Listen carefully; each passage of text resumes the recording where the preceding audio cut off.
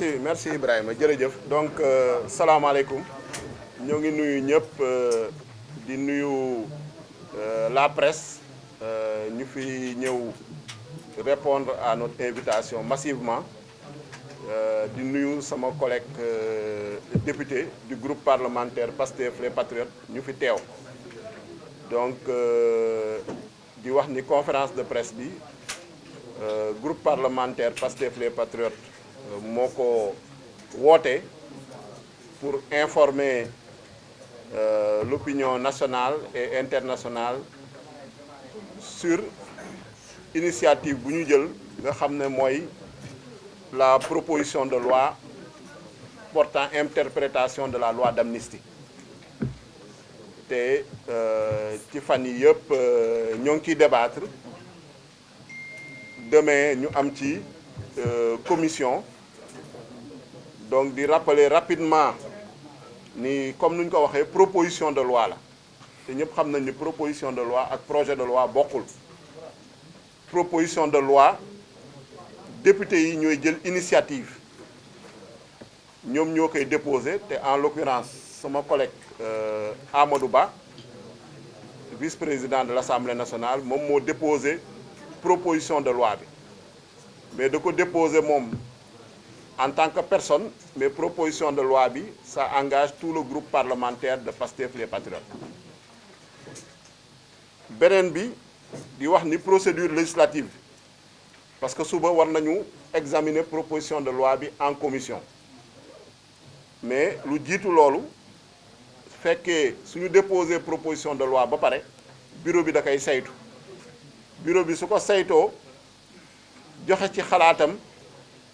jébbal ko président de la république tamit joxe ci avis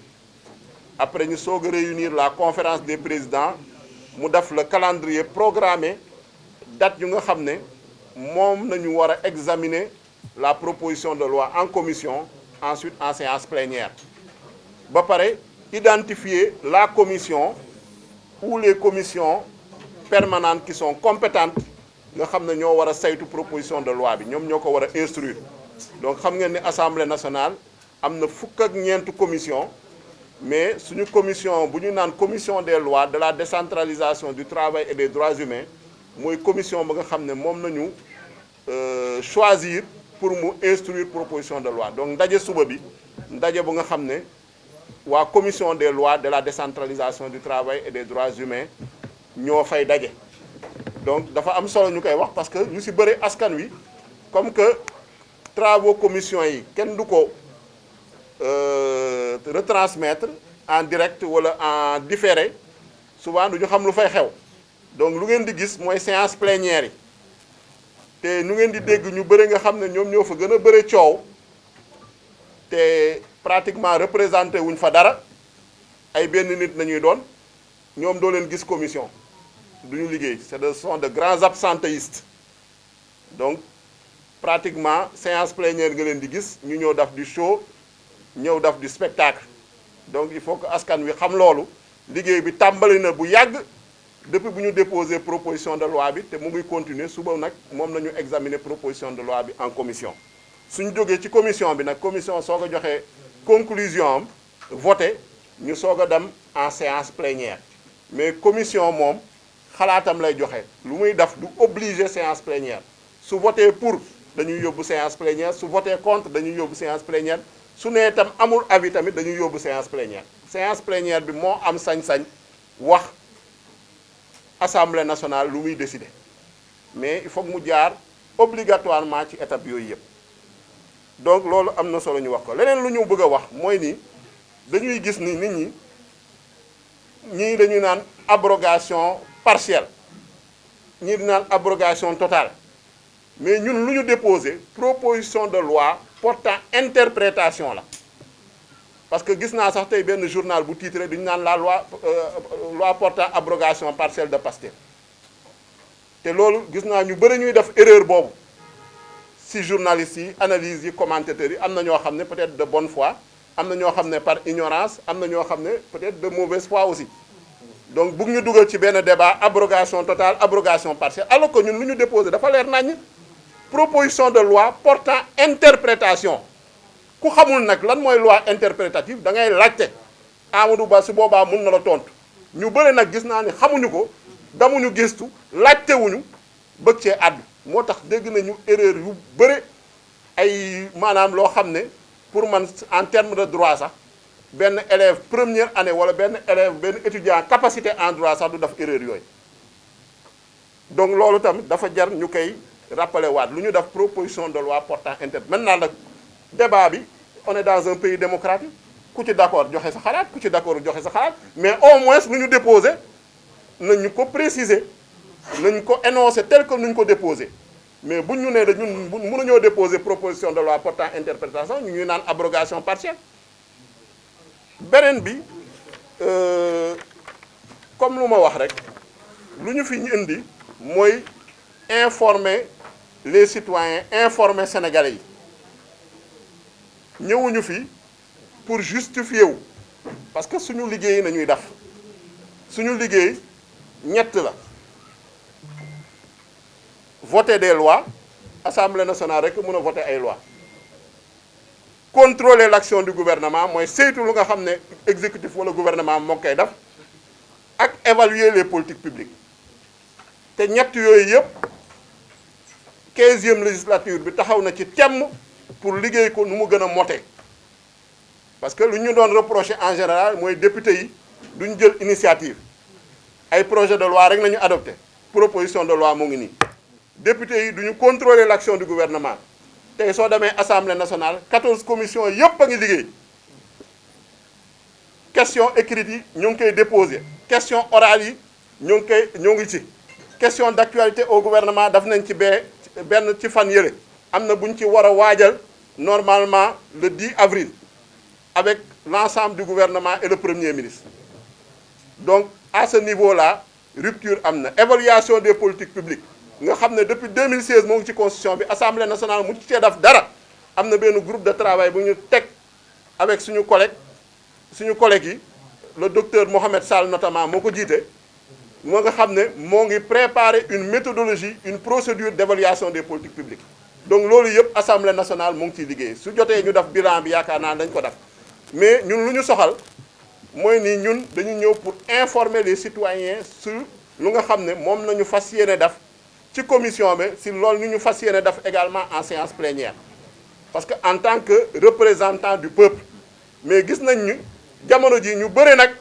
dañu confisquer le terme boobu naan di tëb di dal naan le peuple ban mandat ne la leen jox ba ñu naan le peuple ban légitimité nañu am ba naan dañuy wax au nom du peuple ñun ñi nga xam ne sax ay représentants du peuple sañu ne le peuple pourtant dañoo fal au suffrage universel direct ñu fi nekk ñëpp dañoo dem élection ñii ci département ñii ci liste nationale sénégalais yi génn voter massivement ñu am majorité ñuy soog a dem assemblée nationale proclamer résultat conseil constitutionnel proclamer résultat yi il y a eu aucune contestation donc ñun mun nañu ne on peut valablement représenter le peuple même si on n'est pas le peuple lu ñuy def nag on le fait dans l'intérêt du peuple lu ñuy légiférer intérêt peuple bi rek nañu jiital donc kenn mënuñoo menacer kenn mënuñoo chantage wala kenn mënuñoo intimider naan le peuple te représenté woo dara sa bopp rek nga représenté loolu tam dañu bëggoon ñu leeral ko devant les Sénégalais donc information boobu nag ñu bëgg a def tey suñuy wax auteur proposition de loi moo ngi nii toog donc moom moo am yaakaar naa ni toutes les informations nécessaires pour Sénégalais yi mën a comprendre proposition de loi portant interprétation de la loi d'amnistie bi lan moo ko tax a jóg. Donc nous allons passer la parole au président Amadou Ba pour vraiment mu delluwaat ci proposition de loi portant interprétation bi parce que gis nañ ni manipulation yi bëri na désinformation bi bëri na intoxication bi bëri na caaxaankat ak tappalekat yoo xam ne xamuñu dara ci droit xamuñu dara ci loi d'interprétation xamuñu dara ci assemblée nationale nu muy doxee ak procédure yi ku nekk a ngi wax te maîtriser woo ci dara donc ñu jox parole ñoo xam ne au moins ils vont donner la bonne information aux citoyens pour que ku nekk nag yow nga situé wu par rapport à ce débat là mais ñun lu ñu tax a jóg du dul dara suñuy légiférer c'est dans l'intérêt du peuple sénégalais mu nga xam ne moom moo ñu yóbbu assemblée nationale donc merci beaucoup donc je laisse la parole à l'honorable Amadou Ba. koy wax xamuñu ka ko yëkkati sax xamul xëy na lu muy tekki lam ca jublu woon mooy jàpp ni bu ñu abrogé ña nekk ca palais ba dañuy dellu Cap Manuel ndax ñoom comme que mënoo leen a gagné ci urne nga ni xaaral nga jéem a jaar ci abrogation te xamul ni abrogation sax tekkiwul lool. léegi daal pour bañ koo guddal li ñu la mën a wax mooy ñun dañu ni il faut mbir yi leer am na lu ñu mën a amnistier kooku dëkk yëpp nangu nañ ko mais muy cour CEDEAO muy cour européenne des droits de l'homme muy instance Nations Unies yëpp dañoo mànkoo d'accord ni loi d'amnistie depuis un certain temps fukki at ak juróom a ngi nii ñu dajaloo ci ñoom ñëpp d'accord daal ni benn loi d'amnistie mënta setal ñi faat ay bakkan ñi def ay actes de torture actes de barbarie traitement inhumain et dégradant utiliser ay nervis yu yor ay armes nee nañ loolu amnistie mënu koo couvrir ñun ñu ñëw leeral texte bi ni comme que ñoom liñ ko bindee leerul boo leen laajee ci seen borom xam-xam yu mag yi dañ naan la ñëpp la concerné ñun ñu ne leen déedéet Sénégal mënta signer ab convention loi bi ñëw di contraire ak convention bi mënul nekk bu convention bi ne torture kenn mënu ko amnistier ñoom ñu ne ci loi bi seen dégg-dégg mooy mën nañ ko amnistier il y aura un problème pour le Sénégal ñu ne dañu teg lépp sur la table ki sànni xeer ak yooyu waxuñu ko mais képp ku tuur bakkan après dinañ leen jox kàddu boo gisee du ñu def rek déclaration ngeen dem ngeen poser question bu leen neex ngeen xool ndax ñun daa am lu ñuy nëbb wala déet liñ bëgg mu leer mooy ku taxaw ni buñ ne dañuy seet kan moo rey nga ni kenn du ko seet kan moo torturé nga ni kenn du ko seet kan moo utiliser nervi fay ko jox ko xaalis armé ko nga ni kenn du ko seet dinañ xam ñooñu ak ñun kan moo doon utiliser nervi kan moo doon rey léegi mbir mi leer nañ bàyyi yëpp justice xool ci ñun ak ñoom force occulte yi fu ñu bokk fu ñu jóge ku leen fi dugal te léegi anañu leeral boobu moo tax loi interprétation bi jóg ni ku toog jàpp ni defoon nga ay njombe démb yu garaaw que amnistie bi muccal na la juum nga mu nga nekk manifestant woo nga nekk ca nguur ga ba ñëpp la ñuy teg sur la table li ñuy amnistier mooy les actes politiques droit de manifester constitution moo ko wax droit wu rey amul ci constitution mën ngaa manifester nu la neex waaye droit wu rey amul bakkan kenn du ko weccoog ki nga xam ni da nga ni daa toj vitre oto mën nga koo gam-gam leeg teg ko ci balance ak ki faat bakkan droit à la mort amul kenn mus koo gis ci constitution donc nag ñoom loolu lañ bëgg ni ñun dañoo bëgg a nëbb suñuy nit dañ leen a bëgg a protéger manifestant loo koy protéger dama doon sànni xeer taal pënë kooku loo koy bokkul ak ñi nga xam ni ñoom ñan ñoo faat donc dañoo jéem a lëndëmal askan wi parce que xam nañ ni dinañ leen woo ñu wax Sénégal dafa am yu garaaw yu fi xew te foog ñu bàyyi ñun nit ñu ñuul dañoo jàpp ni réewum tubaab bu manifestation amee benn mort am ci ministre ba de l'intérieur ca ngoon sa day démissionné chef de la police démissionné fii nag mën ngaa rey 80 personnes dara du la ci fekk dañ lay defal promotion ñu ne ñun dañoo bëgg pour ëllëg parce que loolu aussi moo tax a jóg loi bi bu ñu xamul vérité bu ñu xamul lan moo xew day répété wu waat ndax manifester rek nit ñàkk bakkanam dafa yàgg ci Sénégal xam nga lu tax parce que mosuñu toog càmbar ko bu ñu xamee ndax ñenn ci takk der yi xam dañoo war a defaraat seen formation former leen ci droits humains ñu xam ko ñoom dañoo bëgg a boolee takk der yi mat nañ 30 000 bu ñu nee 80 morts bu am 86 morts mooy takk der yëpp defuñ dara ñun ni ñuy manifester ñoom noonu lañ amee droit empêcher ñu manifester parce que ordre lañ leen jox du problème bi du ñu nag ñoom problème bi mooy les commanditaires politiques d'actes délictueux ñooñu la ñuy wëri ak fu ñu mën a doon suñu chaîne bi lañ bëgg a defar mooy bu takk der yi formation boo xam ni kuy demati gis nañ ñoo xam ni dañoo faatu ñu bëri procureur bi mu ñëwee lu mu wax suul leen ñu ne ko ah déet defoo autopsie de bal moo ko faat xanaa di nga def autopsie ba la ñu koo suul mais mu ne suul leen autopsie amul kooku bëgg na xamul ko rey duñ ko woo ni ko yow lu tax diw ak diw ak diw bi ñu faatoo ubbi woo information judiciaire lu tax waxoo ñu enquête lu tax defoo autopsie nga dinañ ko suul foo ko teg lan moo tax te fii boo fi reyee fukki xar sax ci bal boobu moytul bu ñëwee dinañ ko autopsie xool fu bal yi jóge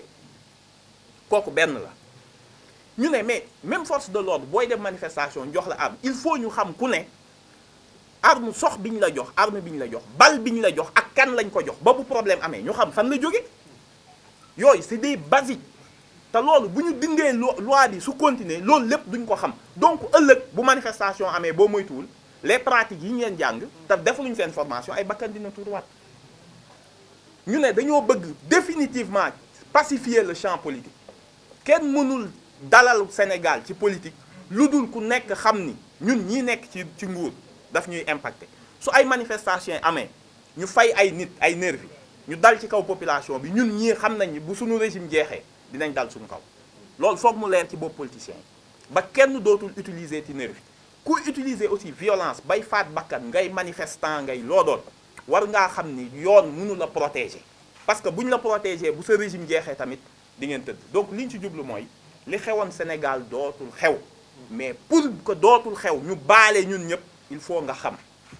il y a des obligations de procédure il faut ñu investiguer il faut ñu juger il faut ñu sanctionner il faut ñu réparer après nga soog a baale parce que ki nga xam ne xam na li faat doomam ci lay gën a mën a dale que buy dund goo xam ni lu yóbbu sama doom bis bu nekk da koy posé ki ñu doon torturer il faut ñu bannir torture de nos pratiques beneen yoon képp ku jàppati nit xam ni nit nga jàppoo mala manifestation politique jarul ngay jàpp nit di dóor ak def yoo xam ni c'est des traitements yoo xam ni mala sax duñ ko def tubaab gënuñu il faut ñu comprendre loolu ay nit ñu ñuul lañ ñoom bu ñu manifester kenn sa yaay du tiit sa papa du tiit mais manifestation boo xam ne lu mu ñàkk fayda boo génnee ñu ne est-ce que di nga ñibbisi loolu mënul continuer donc lii moo tax ñu interpréter loi bi leeral ci ni képp koo xam ni da ngaa tuur bakkan da ngaa torturer ay nit da ngaa def acte de barbarie maanaam ñaawteef da ngaa fexe ay nit disparaître da ngaa def ay traitements humains et dégradants képp ku ko def ak foo mën a bokk te ñoom loolu lañ bëgg a tëbal nit ñi foo mën a bokk